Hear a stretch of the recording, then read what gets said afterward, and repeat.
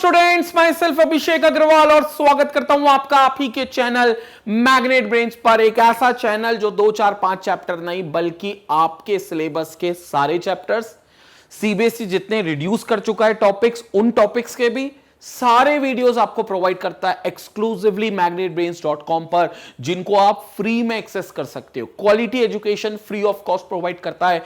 स्वागत करता हूं ऐसे चैनल पर। और इस वीडियो में क्लास 10th केमिस्ट्री का 5th चैप्टर जिसका नाम है पीरियोडिक क्लासिफिकेशन ऑफ एलिमेंट्स में अब हम बात करने वाले हैं एक और नए क्लासिफिकेशन की जिसका नाम है मेंडलीव्स क्लासिफिकेशन। और उस क्लासिफिकेशन को समझने के लिए सबसे पहले समझना होगा मेंडलीव का पीरियोडिक लॉ। मतलब हमने अभी तक देखा कि भैया डॉबिनर साहब ने शुरुआत करी थी एलिमेंट को क्लासिफाई करने की, लेकिन उनकी कुछ गड़बड़ी हो गई, कुछ दिमाग में खोपड़ी में कुछ चीज आई थी, हालांकि वो सारी एलिमेंट पर लागू नहीं हो पाई, तो खारिज कर दिए गए उनके लॉ को, जिसको डॉबिनर लॉ ऑफ ट्राइड्स नाम दिया गया था।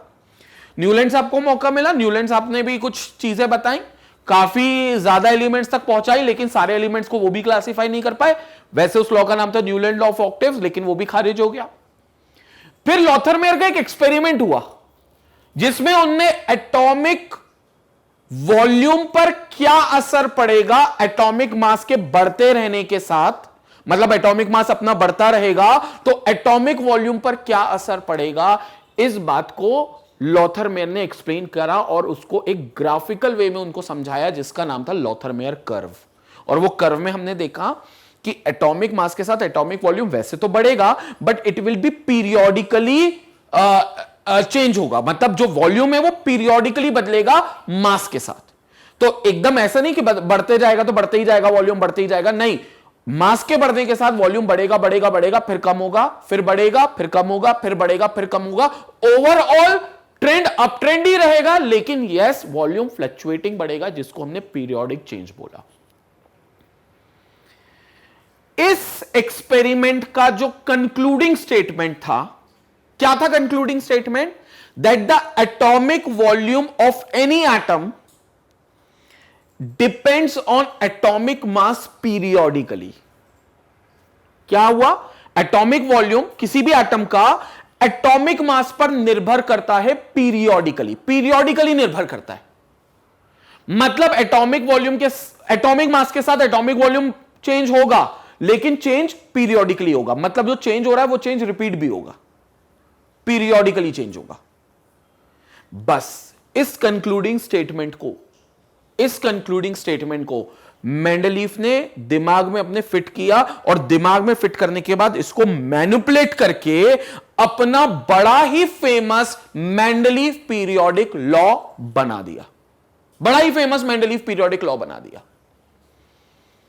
क्या चेंजेस किए, क्या सोचा उनने खोपड़ी चलाई। उनने खोपड़ी क्या चलाई? उनने कहा भाई साहब एटम का जो वॉल्यूम होगा, क्या होगा एटम का वॉल्यूम? वॉल्यूम समझते हो? एटम ऐसा कुछ होता है जिसमें बीच में आपका एक न्यूक्लियस होता है, पॉजिटिव चार्ज होता है क्योंकि उसके अंदर प्रोटॉन और न्यूट्रॉन रहते हैं। प्रोटॉन के ऊपर पॉजिटिव है, न्यूट्रॉन के ऊपर कोई चार्ज नहीं है, तो नेट चार्ज इसके ऊपर पॉजिटिव ही आएगा क्योंकि प्रोटॉन के पास पॉजिटिव है और वो इसके अंदर है। और ये आउटर मोस्ट शेल में जो होता है वो इलेक्ट्रॉन दौड़ता रहता है। ये आउटर मोस्ट शेल मतलब सबसे बाहर की शेल है जहां इलेक्ट्रॉन दौड़ता है। उनने बोला भाई साहब इसका जो रेडियस होगा, मतलब आउटर मोस्ट शेल तक की जो दूरी होगी ये रेडियस होगी, और ये रेडियस ही डिफाइन करेगा कि भैया एटम का वॉल्यूम क्या होना चाहिए। एटम का वॉल्यूम बोले तो एटॉमिक वॉल्यूम।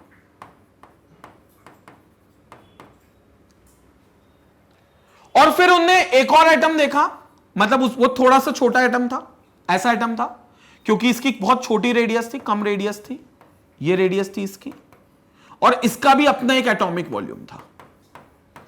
और उनने देखा कि इस एटम की प्रॉपर्टी, कोई सी भी प्रॉपर्टी की बात कर लो आप, प्रॉपर्टीज के हालांकि मैं नाम आपको आगे बताऊंगा, मेटालिक कैरेक्टर होता है, नॉन मेटालिक कैरेक्टर होता है, आयनाइजेशन एनर्जी होती है, इलेक्ट्रॉन गेन एंथैल्पी, बहुत सारी प्रॉपर्टीज होती हैं, वो सारे नाम आपको मिलेंगे आगे।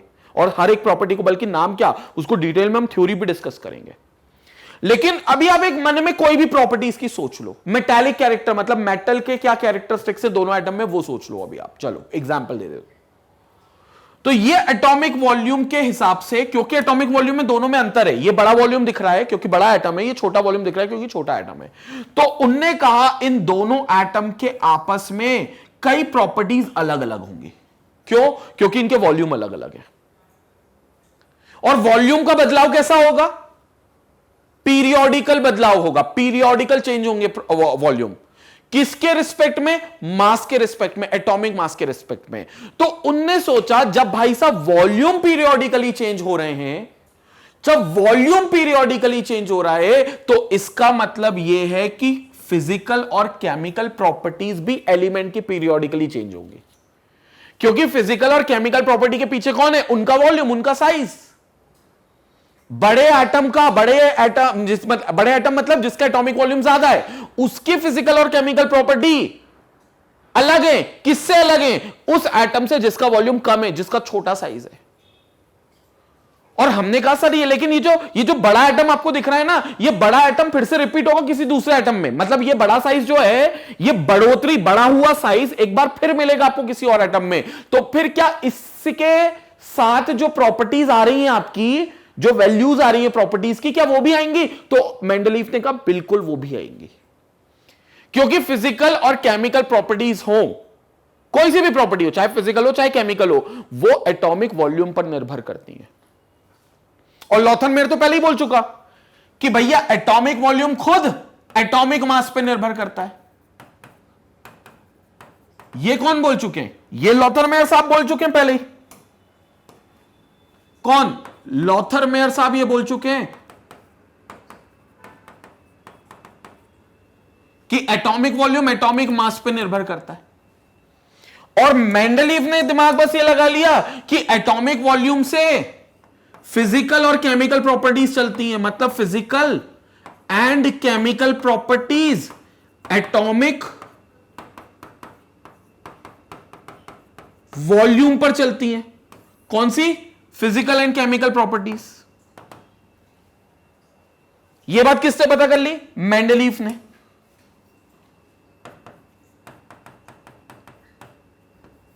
यह बात पता कर ली मेंडलीफ ने।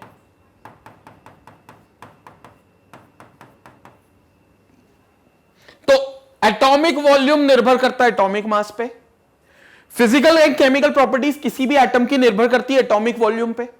तो फिर क्या एटॉमिक मास पर क्या फिजिकल और केमिकल प्रॉपर्टी निर्भर नहीं कर सकती? बिल्कुल कर सकती है। समझ में आया? ये बी है जो ए पे निर्भर करता है, ये सी है जो बी पे निर्भर करता है। तो सी बी पे निर्भर कर रहा है और बी ए पे निर्भर कर रहा है, तो हम कह सकते हैं सी भैया ए पे भी निर्भर करता है। मतलब फिजिकल एंड केमिकल प्रॉपर्टीज किसी भी एटम की जो हैं, फिजिकल एंड केमिकल प्रॉपर्टीज किसी भी एटम की जो हैं, वो सीधा सीधा किस पे डिपेंड करती हैं? एटॉमिक मास पे डिपेंड करती हैं। आप ऐसा कह सकते हो क्योंकि एटॉमिक मास और वॉल्यूम का रिलेशन लॉथरमेयर ने दिया, वॉल्यूम और फिजिकल प्रॉपर्टीज और केमिकल प्रॉपर्टीज का रिलेशन मेंडलीफ ने पता करा।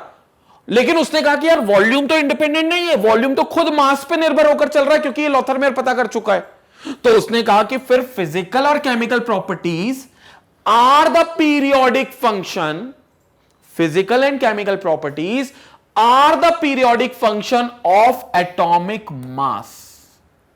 और मेंडलीफ ने कहा भाई साहब ये नियम है, ये लॉ है, और इस लॉ का नाम दे दिया मेंडलीफ पीरियोडिक लॉ। अब पढ़ो लॉ क्या कहता है। Law, the physical and chemical properties of the elements are the periodic function of their atomic weight. Weight mass बात एक ही है, तो एटॉमिक वेट। अब आप सोचोगे सर पीरियोडिक फंक्शन, फंक्शन का मतलब क्या होता है? फंक्शन का मतलब होता है चेंज बताना, कैसा चेंज हो रहा है। फंक्शन का मतलब क्या होता है? किसी भी चीज में चेंज बताना, तो उसको आप फंक्शन बोलते हो। जैसे मैं बोल देता हूं एक फंक्शन है, एक फंक्शन मैं बता देता हूं y equal to 2x plus 3। अब this is a mathematical function, ये एक मैथमेटिकल फंक्शन है, ठीक है। y equal to 2x plus 3 अगर मैं लिख रहा हूं, it means it's a mathematical function. यहां पर आप क्या करते हो? बचपन में सॉल्व किया होगा, linear equation into variable graph बनाया होगा। याद है वो सुंदर सा एक आप टेबल बनाते थे, ऐसा कुछ टेबल याद आ रहा होगा मैथ्स में।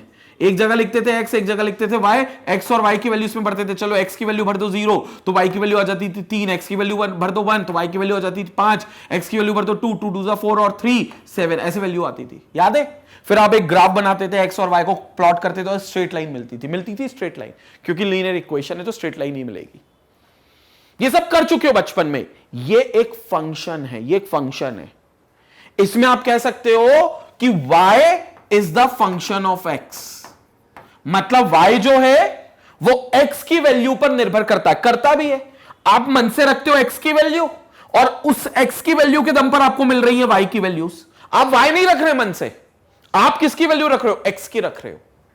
हां, अगर आपको y की वैल्यू रखनी है मन से तो आपको function x equal to function of y बनाना पड़ेगा, मतलब अभी जो x का फंक्शन है वो फिर y का फंक्शन बन जाएगा। बहुत ज्यादा उलझो मत इसमें, सिंपल रखो। यहां पर आप एक वैल्यू मन से रखते हो x, और उस x की मन वाली वैल्यू से आपको उसकी y की वैल्यू मिल जाती है, मतलब आप कह सकते हो कि y जो है वो x पर निर्भर कर रहा है। It means here y depends on x, y x पर निर्भर कर रहा है।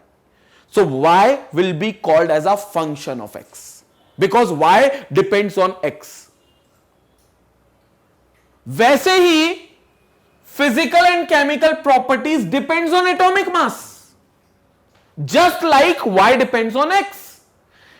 Physical and chemical properties depends on atomic mass, इसका मतलब physical and chemical properties are the function of atomic mass. और कैसा फंक्शन? जो रिपीट भी करेगा अपने आप को, मतलब वो वैल्यू रिपीट भी होगी। अब इसमें तो वैल्यू रिपीट नहीं होगी क्योंकि तो लीनियर इक्वेशन है, लेकिन अगर ऐसा हो जाए, मान लो x की 3 वैल्यू, मान लो x की 3 वैल्यू के लिए y भी 3 आ जाए, फिर 4 के लिए 5 आ जाए, और फिर x की 2 वैल्यू के 5 के लिए 7 आ जाए, मान लो ऐसा हो जाए, तो आप क्या देख रहे हो? x तो सर बढ़ता गया लेकिन y का सेट रिपीट हो गया रिपीट। मैं अज्यूम करने को बोल रहा हूं, मुझे मालूम है ये वैल्यू रखने पर आंसर वो नहीं आएगा जो मैंने नीचे y का लिखा है, लेकिन अगर मान लो आ जाता तो मैं कहता कि y x पे तो डिपेंड करता है लेकिन पीरियोडिकली डिपेंड कर रहा है। मतलब अलग अलग वैल्यू पर अलग अलग आंसर आ रहे हैं, लेकिन वो अलग अलग आंसर रिपीट भी कर रहे हैं। 357 फिर से 357 आ गया, फिर से आगे 357 आएगा, फिर उसके आगे भी 357, ये चलता ही रहेगा। चेंज भी होगा, 3 से 5 होगा, 5 से 7 होगा, लेकिन फिर 357 रिपीट भी होगा। इसको बोलते पीरियोडिक फंक्शन। हालांकि ये मैथ्स के एक्सप्रेशन में हमारे नहीं होने वाला, तो मैं इसको हटा देता हूं just to understand the function part, इसलिए मैं इसको हटा देता हूं। इसमें नहीं होगा लेकिन इसमें होगा। Physical and chemical properties atomic mass में अपनी वैल्यू को थोड़े टाइम तक चेंज भी करेगी और रिपीट भी करेगी, लेकिन किसके दम पर चलेगी? एटॉमिक मास के वैल्यू के दम पे चलेगी। ऐसा मेंडलीफ ने माना था। तो फिर मेंडलीफ ने बोल दिया that the physical and chemical properties of the elements are the periodic function of atomic mass. That means the physical and chemical properties of any element or any atom depends on atomic mass, but it depends periodically. Periodically वो depend करेगा, और इस बात को उनने एक law के नाम से उनको लॉ मान लिया और इसको नाम दे दिया मेंडलीव्स पीरियोडिक लॉ। और इस लॉ के दम पर उनने क्या बनाया? मेंडलीफ ने अपना एक पीरियोडिक टेबल, जिसको मेंडलीव्स पीरियोडिक टेबल बोला जाता है, but this is called your Mendeleev's periodic law. Clear हो रहा है? तो यह होता है मेंडलीव का पीरियोडिक लॉ, और इसको इस तरीके से आपको समझना चाहिए। जल्दी से स्क्रीनशॉट लो ताकि मैं वीडियो को कंक्लूड करूं। तो ये है स्टूडेंट मेंडलीव का पीरियोडिक लॉ। बहुत फेमस लाइन है, ये बात याद रखना। The physical and chemical properties of the elements are periodic function of their atomic weight या एटॉमिक मासेस। हालांकि मैं क्लियर कर दूं, यही लॉ कारण बना मेंडलीव के पीरियोडिक टेबल को रिजेक्ट करने का भी, क्योंकि इस लॉ में एक चीज गलत लिख दी। सब कुछ सही था, बस एक जो एटॉमिक मास लिखा है ना, वो चीज गलत लिख दी। क्यों गलत है उसकी बात हम बाद में करेंगे जब हम लिमिटेशंस की बात करेंगे, लेकिन ये मेंडलीव पीरियोडिक लॉ है जिसके दम पर मेंडलीव ने पीरियोडिक टेबल बनाया और दुनिया का पहला साइंटिस्ट रहा जिन्होंने टेबल बनाकर एलिमेंट को क्लासिफाई करने की सोची। उससे पहले डॉबिनियर ने ट्राइड बनाए थे, कोई टेबल नहीं बनाया था। न्यूलैंड ने ऑक्टेव बनाए थे, कोई टेबल नहीं बनाया था। मेंडलीव ने पहला इंसान था जिसने टेबल बनाया था। तो वो टेबल क्या है, इसकी बात हम लोग बहुत डिटेल में अगले वीडियो में अपने करने वाले हैं, और अगले वीडियो में हम लोग मेंडलीव पीरियोडिक टेबल को डिटेल में समझेंगे। और जैसा कि आपको पता है स्टूडेंट, मैग्नेट ब्रेन्स पे क्लास 4 से लेकर क्लास 12 तक के हर सब्जेक्ट के वीडियोस इन डेप्थ एनालिसिस के साथ आपकी पढ़ाई को बेहतर बनाने के लिए magnetbrains.com पर अपलोड किए हैं, जिन्हें आप वहां से एक्सेस कर सकते हैं और वहीं से इनसे जुड़े हुए नोट्स को भी डाउनलोड कर सकते हैं। Thank you for watching us. Stay connected, stay educated, take care.